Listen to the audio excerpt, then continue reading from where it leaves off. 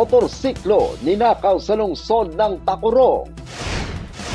Dalawang tulay sa bayan ng Calamansig madadaanan na. At mag-inang Manguna Dato, isa sa top performing na gobernador ng bansa. Yan ang ulo ng mga balita sa Sultan Kudarat Headliners.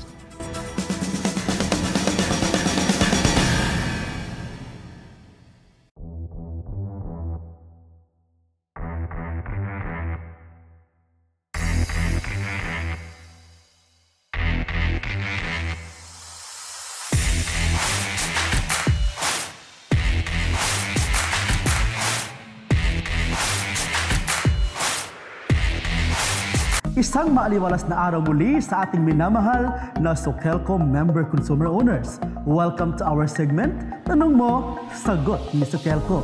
Ano ang fluctuation? At bakit ito nangyayari? Ang fluctuation ay ang biglaang pagkawala ng tuloy-tuloy na daloy ng kuryente mula sa linya papunta sa ating mga bahay. Kadalasan, ito ay tinatawag din na on-off o patay-sinding kuryente. May tatlong dahilan kung bakit ito nangyayari. Una, unavoidable circumstances.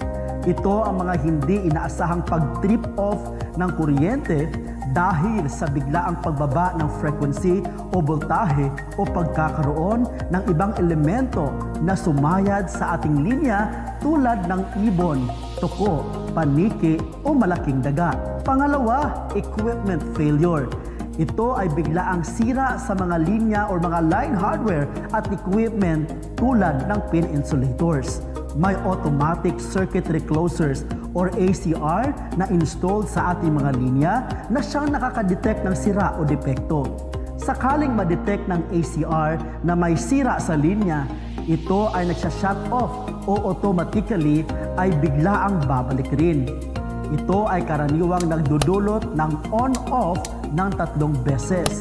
Kapag nangyari ito, sinisikap naman ng Sokelco na ayusin at palitan ang alinmang line hardware o equipment na nasira upang maibalik ang tuloy-tuloy na daloy ng kuryente. At pangatlo, weather causes.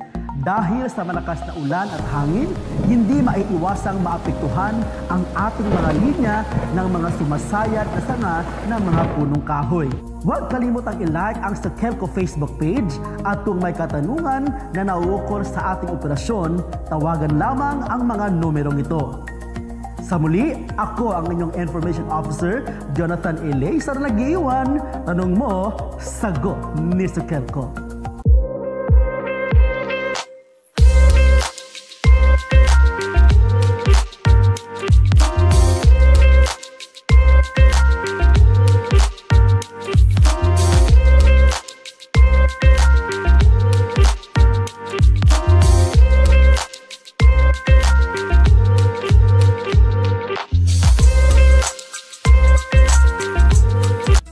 Magandang araw, lalawigan ng Sultan Kudarat. Narito na ang mga pangunahing balita sa Sultan Kudarat Headliners ngayong Hulyo 15, taon 2024. Motorsiklo ninakaw sa lungsod ng Tacurong. Narito ang ulat. Hindi na nakapalagpa ang nagmamaneho ng Honda Click 125 kulay asul na may plate number MYB 573 nang tangayin ito ng mga motor napper pasado 5 ng umaga kahapon, 14 ng Hulyo taong kasalukuyan sa boundary ng Barangay Road ng Barangay New Isabela at Barangay EJC Montilla na daan papuntang Barangay Upper Katungal dito sa lungsod ng Tacurong. Sa pahayag ni JR Dalipe alias Ano, 36 na taong gulang, binata, naninirahan sa Purok Katipunan, Barangay Upper Katungal na driver ng naturang motorsiklo. Habang pauwi na ito matapos ihatid ang kanyang ina sa simbahan ng San Pedro Calungsod kung saan ito nagsiserbisyo tuwing araw ng linggo nang biglang hinarang ng 2 kalalakihan na sakay ng kulay pulang XR motorcycle. Isa sa sakay ng XR ang bumaba at hinampas ito ng martilyo na maswerte nitong nailagan.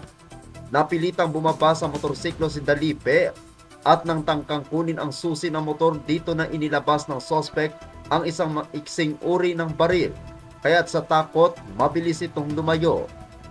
Ayon naman sa ina ng driver, papunta pa lang sila ng simbahan kanina nang napansinan nito ang mga nakamotor, ngunit binaliwala niya ito. Posibleng sinundan umano ang anak nito nang pauwi na.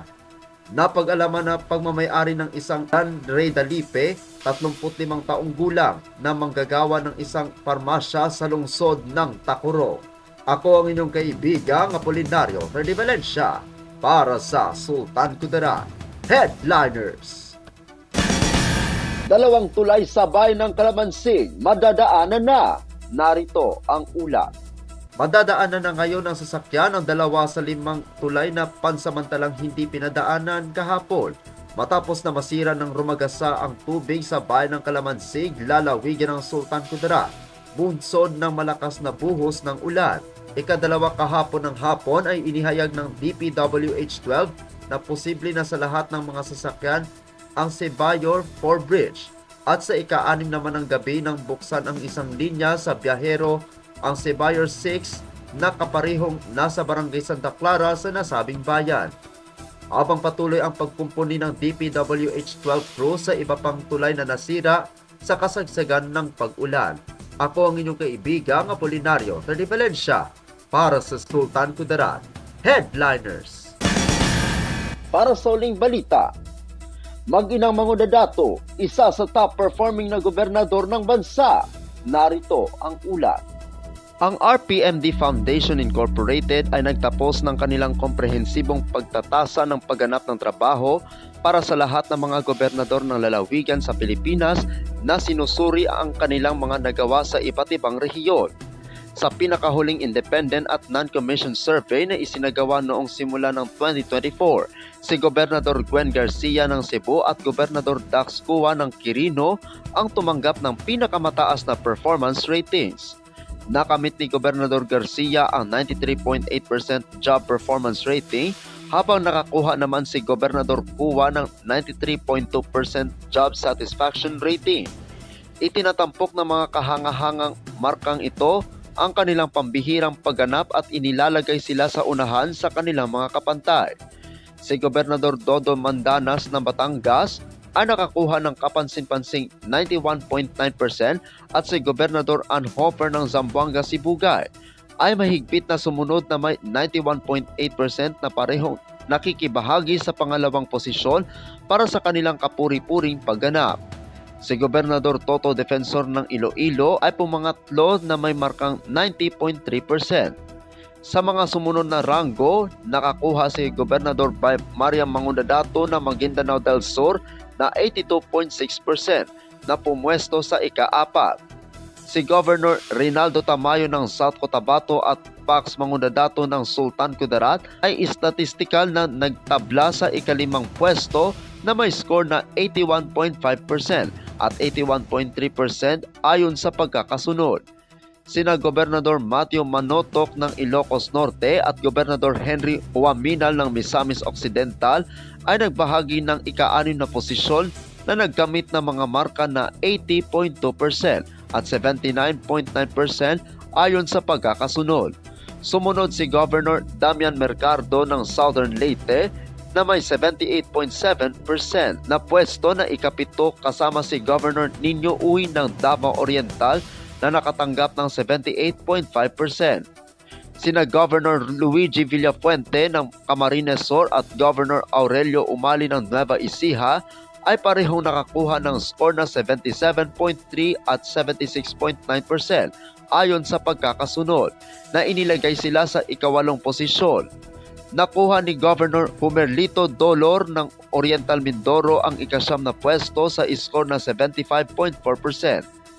Sa pag-ground out sa pangungunang 10, nakatanggap si Gobernador Robert Barbers ng Surigao del Norte ng 71.8% at nakamit ni Gobernador Melchor Diclas ng Benguet ang 71.3% na binibigyang diin ang kanilang mga kapansin-pansing pagganap sa kanilang mga lalawigan. Ang balangkas ng pagsusuri ng RPMD ay mahigpit at may iba't ibang aspeto. Tinatasa ang mga gobernador sa ilang critical na parameter.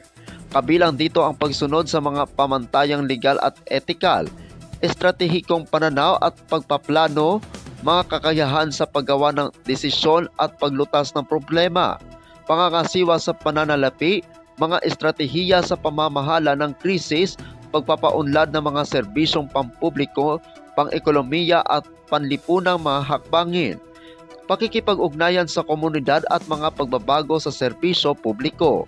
Si Dr. Paul Martinez, isang Global Affairs Analyst at Executive Director ng RPMD, ay nagbigay diin sa kahalagahan ng survey sa pagtataguyod ng pananagutan at pagpapabuti ng pamamahala.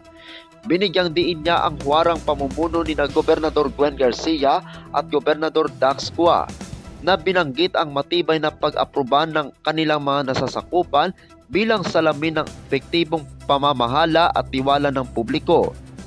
Binigyang diin ni Dr. Martinez na ang mga resulta ng survey ay ang boses ng mga tao na nagbibigay ng isang malinaw na nakakahimok na sukatan ng damdamin at kasiyahan ng publiko.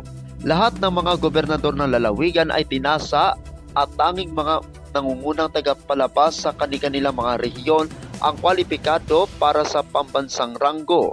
Congratulations sa lahat ng top-performing governors para sa kanilang mga kahangahangang tagumpay at dedikasyon sa kanilang mga nasasakupan.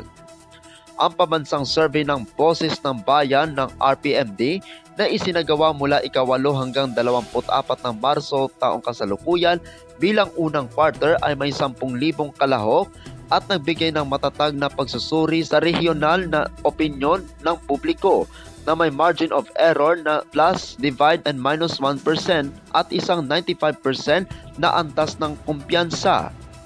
Ang survey na ito ay nagsisilbing isang kritikal na kasangkapan para sa pagsusuri ng gobernador ng lalawigan sa Pilipinas, pagpapaunlad ng transparency, pananagutan at patuloy na pagpapahusay ng pamamahala para sa pagpapabuti ng serbisyo publiko at pag-unlad ng komunidad sa buong bansa.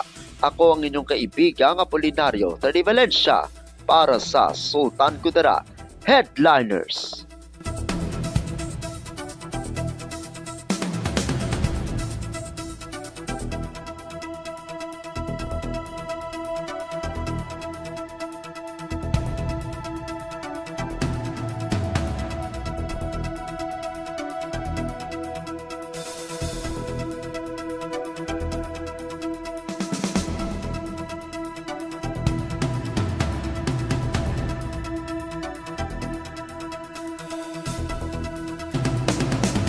At yan ang kabuuan mga balita sa araw na ito.